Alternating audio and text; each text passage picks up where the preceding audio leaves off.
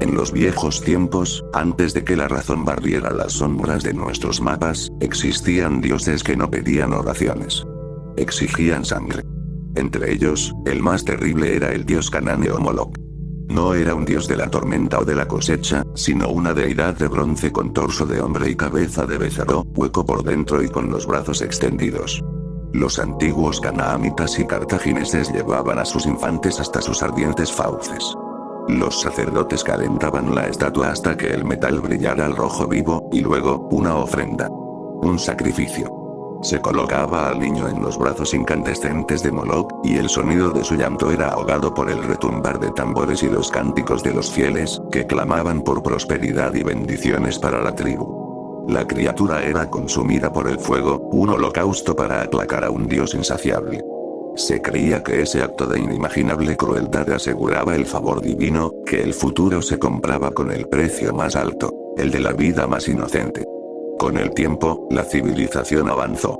Los imperios cayeron, el cristianismo extendió su mensaje de amor y la valoración de cada vida humana, y Moloch fue olvidado y relegado a los libros de historia, un ejemplo bárbaro de una superstición superada. Nos convencimos de que habíamos evolucionado, de que éramos demasiado ilustrados para semejante barbarie. Qué ingenuos fuimos. Porque Moloch nunca desapareció. Solo mudó de piel. Ya no necesitamos una estatua de bronce en un valle desolado. Ahora, sus altares están en edificios limpios y bien iluminados, con suelos de linóleo y paredes pintadas de colores tranquilizadores. Ya no se le llama sacrificio, se le llama derecho. Ya no se invoca su nombre con tambores, se le cita en leyes y decretos. Aborto legal, seguro y gratuito. El paralelismo es tan oscuro como perfecto. ¿Acaso el culto a Moloch no era, para sus practicantes, seguro? Era un ritual controlado por la casta sacerdotal, la autoridad de la época. No era gratuito. El costo no era para los padres que ofrendaban, sino para la víctima. Y sobre todo, no era legal. Estaba sancionado por las leyes y costumbres de su sociedad, celebrado como un mal necesario para un bien mayor. Las naciones que una vez alzaron cruces y catedrales ahora financian con sus impuestos las manos modernas de Moloch. Ya no son brazos de bronce al rojo vivo, son manos enguantadas que manejan instrumentos de acero. El fuego no es el de la leña, sino el frío fuego del vacío. El sonido de los tambores ha sido reemplazado por el zumbido de las máquinas de succión y el susurro clínico de los protocolos. Pero la transacción es la misma, la promesa de un futuro más fácil, de una vida sin cargas no deseadas, de una prosperidad personal, se paga con la misma moneda de antaño. Los antiguos sacrificaban para que la tribu prosperara. Hoy, se sacrifica para que el proyecto de vida individual no se vea entorpecido. El dios ha cambiado de nombre. Ahora se llama autonomía, conveniencia, elección. Pero el apetito es idéntico. Es el hambre eterna por ofrecer lo más vulnerable en el altar de lo más cómodo. Sé perfectamente lo que debes estar pensando ahora mismo, tú libre pensador que no crees en lo que llamas superstición. Piensas que soy un fascista de ultraderecha, un troglodita sin conocimientos médicos y movido por el fanatismo religioso. Nada más lejos de la realidad. De hecho, yo no soy un espectador desde afuera. Yo fui parte de la casta sacerdotal moderna. Ya no usamos ropas litúrgicas, sino batas verdes de hospital. Ya no invocamos el nombre de Moloch en altares de piedra, sino que pronunciamos las palabras del progreso, la compasión y el derecho a elegir en quirófanos estériles. Y nuestra estatua no es de bronce, sino de acero inoxidable. No arde con fuego de leña, sino con el gas de un horno crematorio que reduce a cenizas lo que el procedimiento deja atrás. Sí, yo fui médico abortista, yo solía usar los mismos insultos para referirme a los pro vida. Pero no nos adelantemos. La culpa de que Moloch respire entre nosotros no es exclusivamente de las señoras de pañuelo verde, ni siquiera de la élite luciferina que las respalda desde sus fundaciones y medios de comunicación. Esa es una parte del engranaje, sí, pero la falla principal, la grieta por donde se coló la oscuridad, la encontraron en nosotros, los cristianos. ¿Alguna vez te has preguntado cómo el cristianismo, una secta marginal de judíos que seguían a un carpintero ejecutado, se convirtió en la religión oficial del poderoso Imperio Romano? La imagen moderna, alimentada por películas y propaganda, muestra a los cruzados imponiendo la fe a sangre y fuego. Pero esa no es la historia del inicio. Esa es la historia de cuando la fe empezó a morir. Los primeros cristianos no tenían ejércitos. No tenían emperadores. No tenían influencia. Lo que tenían era un testimonio vivo que sacudió los cimientos del mundo pagano. Frente a una cultura que desechaba a los niños no deseados en el columna lactaria, donde eran expuestos para morir o ser recogidos por traficantes de esclavos, los cristianos los recogían. Frente a una sociedad donde el fuerte oprimía al débil, ellos cuidaban a los enfermos en las pestes, cuando incluso los médicos huían. Frente al circo romano, donde la muerte era espectáculo, ellos se negaban a asistir, prefiriendo morir ellos mismos antes que disfrutar del sufrimiento ajeno. No conquistaron con espadas. Conquistaron con una caridad tan radical, tan contraria a la lógica del mundo, que resultaba irresistible. Tertuliano de Cartago, uno de aquellos primeros padres, lo dijo con una verdad que resonaba en las catacumbas: la sangre de los mártires es semilla de nuevos cristianos. Cada muerte infligida por el león, cada cuerpo desgarrado en el Coliseo, no apagaba la fe, la regaba. Era una luz tan brillante en la oscuridad que el imperio, eventualmente, tuvo que rendirse a ella.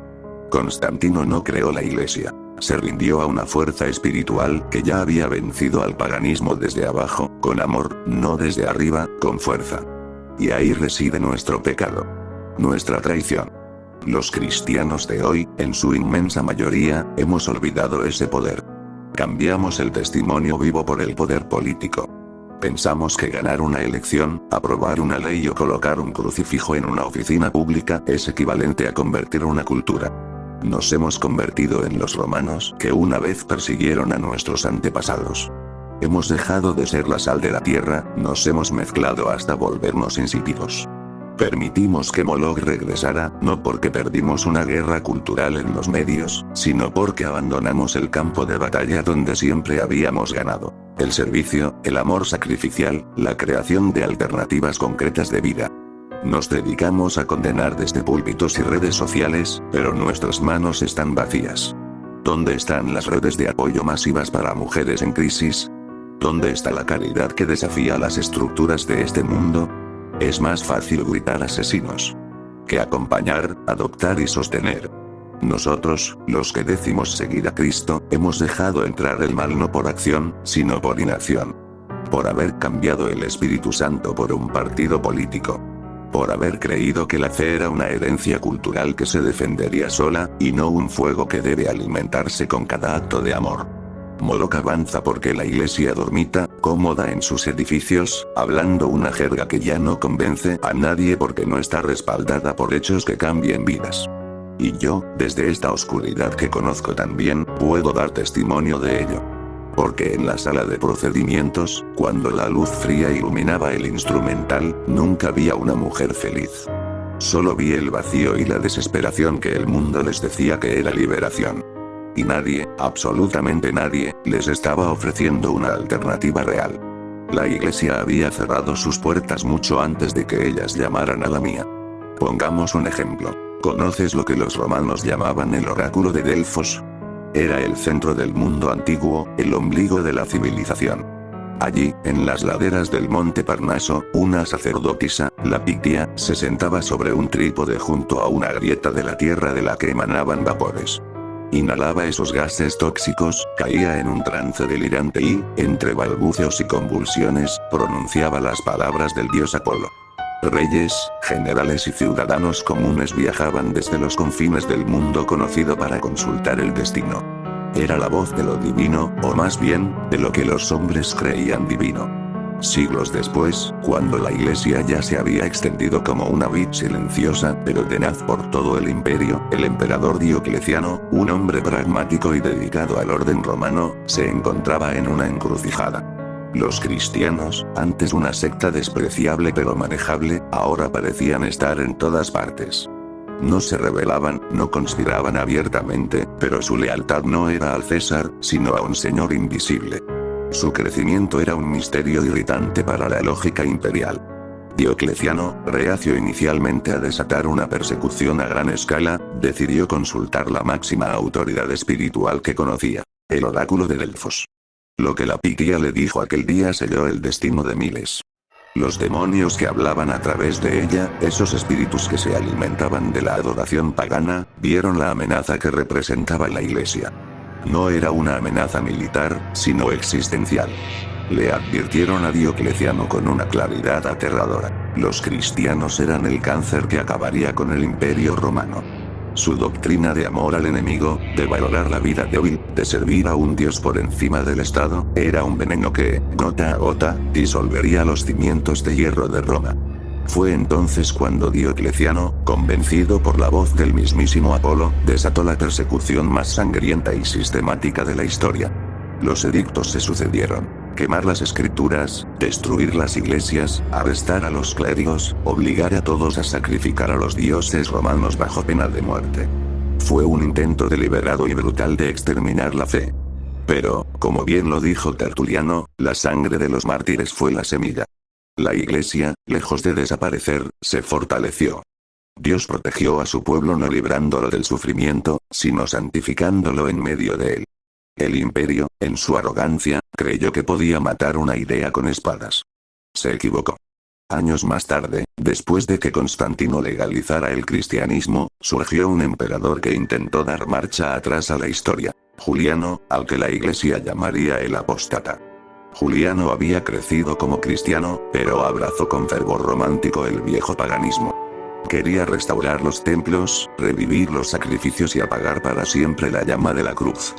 En su campaña, también consultó el oráculo de Delfos, esperando una guía similar a la que recibió Diocleciano. Pero la respuesta que obtuvo fue distinta, y es quizás uno de los testimonios más impactantes de la historia. El oráculo, con una voz que debió sonar a derrota eterna, le dijo: «Dile al rey, el suelo adornado ha caído por tierra. Zobo ya no tiene cabellera ni profética corona, ni fuente que hable, porque el agua parlante incluso se ha secado». El oráculo de Delfos, el centro del mundo pagano, admitía su propia derrota. La razón: el avance del cristianismo. Donde el Espíritu Santo se mueve con libertad, donde el nombre de Cristo es invocado con fe verdadera, los demonios huyen. Su poder se quiebra. Las fuentes de la adivinación se secan porque la luz verdadera disipa las sombras. Juliano murió poco después en batalla, y su sueño pagano se esfumó con él. La iglesia había vencido no con ejércitos, sino con la presencia palpable de Dios. Y he aquí la tragedia de nuestro tiempo. La iglesia de hoy, la que una vez silenció a los oráculos demoníacos con el poder de su testimonio, ha cambiado al Espíritu Santo por las cosas de este mundo. Ha intercambiado la guía sobrenatural por la sabiduría de los influencers políticos. Ha trocado la oración en las catacumbas por el lobby en los pasillos del poder. Cree que su fuerza reside en tener un mesías político, una ley aprobada o una bandera en la plaza pública. Hemos abandonado la fuente de agua viva y hemos cavado cisternas rotas que no pueden contener agua. Por eso Moloch ha regresado. No porque sea más fuerte que Cristo, sino porque nosotros, su iglesia, nos hemos vuelto sordos al Espíritu. Le hemos cerrado la puerta. Donde una vez nuestra fe secó las fuentes de los demonios, ahora nuestra mundanalidad ha permitido que sus vapores venenosos inunden otra vez la cultura. El oráculo de Delfos ha vuelto y sus ecos resuenan en las leyes que consagran la muerte, porque ya no hay suficiente luz para silenciarlos. Durante años, me consideré un hombre de ciencia. Un cristiano moderno que reconciliaba fe y razón viendo el aborto como un acto de misericordia médica. En mi mente, había construido un muro de contención. Dios se ocupaba del alma, y yo me ocupaba de dar soluciones compasivas a los problemas terrenales. Creía que estaba ayudando. Liberando a las mujeres de cargas imposibles. Era un humanista, un ilustrado. Era un cristiano progresista, un hombre de ciencia y de fe, o al menos, eso me repetía a mí mismo para acallar un eco sordo que crecía en mi interior con cada procedimiento. En la universidad, me burlaba de esos compañeros evangélicos que hablaban de demonios como si fueran seres reales. Para mí, y para la mayoría de mis profesores, el mal era una construcción social, una consecuencia de la pobreza y la falta de educación. Pensaba que el diablo era una metáfora para la maldad humana. Una construcción arcaica. Había logrado convencerme a mí mismo durante años de que el aborto era un procedimiento médico más, un acto de compasión hacia la mujer, una solución a un problema difícil. Yo era un técnico de la salud, un facilitador de derechos. Incluso me enorgullecía de mi trabajo. Esas eran las palabras que usaba, el escudo detrás del cual me escondía. Todo se derrumbó en un instante, en el quirófano 3, un martes por la mañana. Era la última intervención del día. La paciente, una joven de nombre María, yacía anestesiada. Todo era normal hasta que tomé el instrumental. Un frío repentino, que parecía emanar de las propias paredes, envolvió el quirófano. Noté que el vapor de mi aliento formaba pequeñas nubes en el aire. Miré a la enfermera circulante, que se frotaba los brazos con incomodidad. ¿Hace mucho frío de repente, doctor?, preguntó, y su voz sonó distante, como si llegara a través de un vidrio grueso. Asentí, pero mi atención estaba fija en la luz quirúrgica. Su brillo blanco comenzó a oscilar, tornándose en un tono amarillento y enfermizo, como el de una lámpara de aceite antigua. Las sombras en la sala se alargaron de forma antinatural, retorciéndose como si tuvieran vida propia. El monótono pip del monitor cardíaco se transformó en un latido lento y grave, como un tambor primitivo. Doctor, ¿se encuentra bien?, oí decir a la anestesista, pero su voz sonaba a millones de kilómetros de distancia. De pronto, la luz de la lámpara quirúrgica se tornó de un blanco sobrenatural, penetrante. No fue un parpadeo, fue una transformación. Y bajo esa luz, la piel del abdomen de la joven madre se volvió translúcida, como un velo de gasa. Ya no estaba viendo una anatomía abstracta a través de una pantalla de ultrasonido. Estaba viendo con mis propios ojos. Y lo que vi me heló la sangre.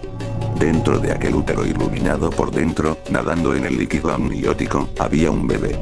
No un embrión informe, no un feto. Era un ser diminuto, perfectamente formado, con sus manitas y sus piececitos. Y estaba aterrorizado. Sus piernas se movían con pánico, como si intentara nadar, escapar de algo. Su boquita se abría en un grito silencioso que, de repente, no fue silencioso para mí. Luego, otro sonido atravesó el quirófano, un sonido que solo yo podía escuchar, el llanto desgarrador de un recién nacido. Era agudo, lleno de un pánico instintivo y puro. Un llanto de quien solo conoce la seguridad del vientre y de repente siente la muerte acercarse. Mis manos, que sostenían el instrumento, temblaron. Observé, paralizado, como dentro de ese vientre transparente, el pequeño cuerpo se retorcía, intentando huir de la sombra fría de mi herramienta que se acercaba, inevitable. Y entonces, lo vi. No fue una alucinación completa, sino un destello superpuesto a la realidad. Por un instante, mi bata estéril se convirtió en una túnica oscura y holgada, y el instrumental de acero en mis manos no eran forceps y cánulas, sino un cuchillo de obsidiana y un cuenco de bronce. La enfermera a mi lado me miró extrañada. Doctor, ¿todo bien?, su voz sonó distante, como bajo el agua. Ella no veía nada. No oía nada. Solo veía a un cirujano titubeante. Para ella, el vientre era opaco, el silencio, absoluto. De repente una voz, no en mis oídos sino dentro de mi cráneo, susurró con una voz gutural. Más allá, sacerdote. El precio de la comodidad debe pagarse. Es solo carne. Un gesto rápido y su problema desaparece. Todos estarán más felices, tú también. En ese momento mi realidad se había rasgado. El velo de la jerga médica, de las justificaciones legales, se desgarró por completo. En ese instante, no hubo más derechos, ni elección, ni tejido. Solo hubo una verdad cruda, sangrante, que me golpeó con la fuerza de un martillo. Era un asesino. La palabra reverberó en mi alma, anulando toda racionalización. No era un facilitador de salud. No era un paladín de los derechos de la mujer. Era un hombre con un instrumento letal, persiguiendo a un niño indefenso que lloraba de miedo dentro de su propia madre. La presencia que había sentido antes, esa frialdad antigua, ahora tenía una voz que se mezclaba con el llanto. Sí, ahora ves. Ahora conoces tu verdadero nombre. Una oleada de desesperación absoluta me inundó. Era como si un pozo de miseria infinita se hubiera abierto bajo mis pies. Un pensamiento, nítido y aterrador, surgió en mi mente con la fuerza de un mandato. Toma el bisturí. Un corte rápido en la arteria radial. Todo este sinsentido terminará. Es la solución lógica. La mano que sostenía el instrumental comenzó a temblar. Mi otra mano se movió lentamente, casi por voluntad propia, hacia la bandeja donde yacía el bisturí número 10. La hoja relució bajo la luz amarillenta, prometiendo no dolor, sino liberación. Doctor. La voz de la enfermera sonó aguda, llena de alarma, y me agarró la muñeca con fuerza. ¿Qué está haciendo? Parpadeé. De repente, la luz volvía a ser blanca y fría. El monitor emitía su pip normal. El frío había desaparecido. El llanto había cesado. El silencio que quedó era más aterrador que cualquier sonido. Todos en la sala me miraban con expresión de horror. Yo tenía el bisturí en la mano, y su punta apuntaba directamente hacia las venas de mi antebrazo.